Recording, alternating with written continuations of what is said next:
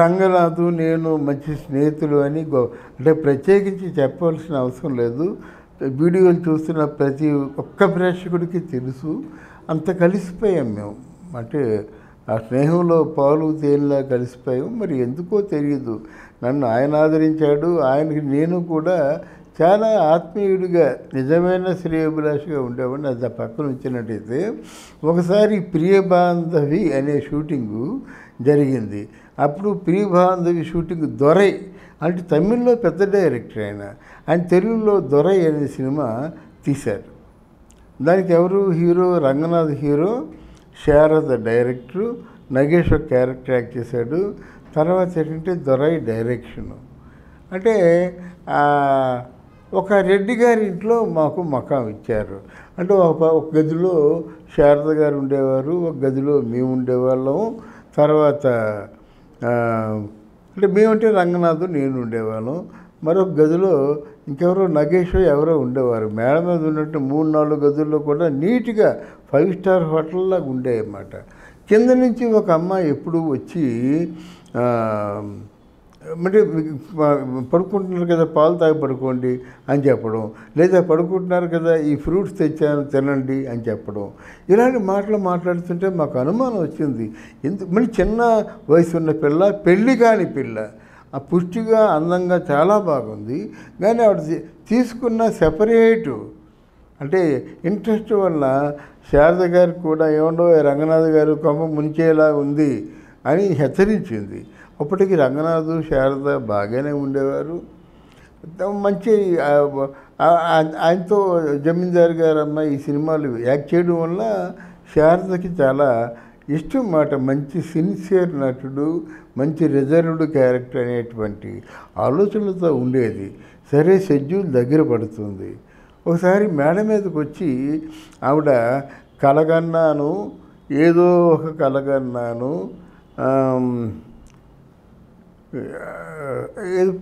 పాట అండి, కలగన్నాను నీవే ఏదో ఒక కలగన్నాను, బ్రతుకే ఒక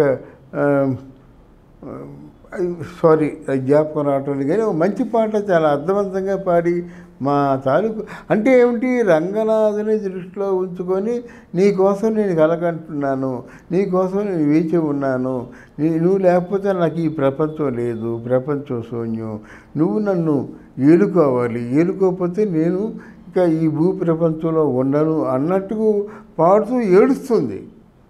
అంటే మనకెందుకు రంగనాథు ఎందుకు వచ్చిందంటే, లేదండి మనం ఒకసారి వెళ్ళి దాన్ని పూర్తిగా ఎందుకు ఆవిడ వాళ్ళకం చూస్తుంటే ఏదో కొంచెం తొందరపాటుతనం చూపిస్తున్నట్టుంది, సరే మనం చెప్దాం అని వెళ్ళేసరికి ఆవిడ ఓపెన్గా ఐ లవ్ యూ సార్ అంది. పడిపోయాడంతే. ఇదేటమ్మా ఐ లవ్ యూ, నాకు పెళ్ళయింది, 3 పిల్లలు ఉన్నారు, నాకు చాలా బాధ్యతలు ఉన్నాయంటే, పెళ్ళైనట్టయితే మీ ఇంట్లో ఆ మామూలు పని మనిషిగా ఉంటాను, మిమ్మల్ని చూస్తూ బతికేస్తాను అంది. లేదమ్మా నీకు తెలీదు, చిన్నపిల్లవి, ఎమోషనల్గా మాట్లాడుతున్నావు అంటే ఒప్పుకోరే. అప్పుడు వాళ్ళ నాన్న వాళ్ళ అమ్మ వచ్చారన్నమాట.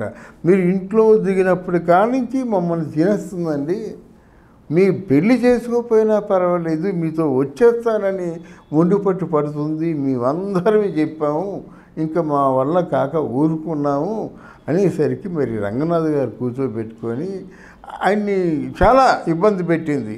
అంటే అప్పుడు చెప్పాడన్నమాట, లేదమ్మా నీ తండ్రి ఎంతో నేను అంతే, నీ తండ్రి నిన్ను ఎలాగ హక్కును చేర్చుకుంటాడో నేను నీ తండ్రిగా హక్కును చేర్చుకోగలను, అంతేగాని ఒక చెడ్డ గుణాన్ని మనసులో పెట్టుకొని నిన్ను ముట్టుకోలేనని చెప్పేసి, నువ్వు చచ్చిపోతావో ఇందులో పడతావో ఏం చేస్తావో నాకు తెలీదు, ఏంటి అలాగ ఊరికాను బీభత్సం చేస్తున్నావు, నా పెళ్ళయింది, 3 పిల్లలు అంటే అభిమానించే వాళ్ళందరూ పెళ్ళిళ్ళు చేసేసుకుంటారా? అలాగైతే నాగేశ్వరరావు గారికి, ఎన్టీ రామారావు గారికి ఒక్కొక్కరి 1000 పెళ్ళిళ్ళు అవ్వాలి అని మొత్తానికి కౌన్సిలింగ్ ఇస్తే అప్పుడు ఒక ప్రామిస్ తీసుకుంది రంగనాథ్ దగ్గర నుంచి, నా పెళ్ళికి మాత్రం మీరు రావాలి, మీరు రాకపోయినట్టయితే నేను పెళ్ళి చేసుకోను అని అన్న ప్రకారం. కానీ పెళ్ళికి ఇన్విటేషన్ పంపిస్తే రంగనాథు నేను అంటే అంబాసిడర్ కారు అప్పుడు 9310 ఆ కారులో వచ్చి ఆ పిల్లంతా శాంతంగా అంటే ప్రత్యేకమైన గౌరవాలు చేశారు రంగనాథ్ గారికి. శాంతంగా చూసి ఆవిడని ఆశీర్వదించి ఏదో కానుకిచ్చి వచ్చామన్నమాట. ఇలాంటి సంఘటనలు కొన్ని సందర్భాల్లో జరుగుతుంటాయి. అది మనం ఊహించిన సంఘటనలు జరగడమే సినిమా. ఈ మాయా ప్రపంచం కదమ్మా. Thank you.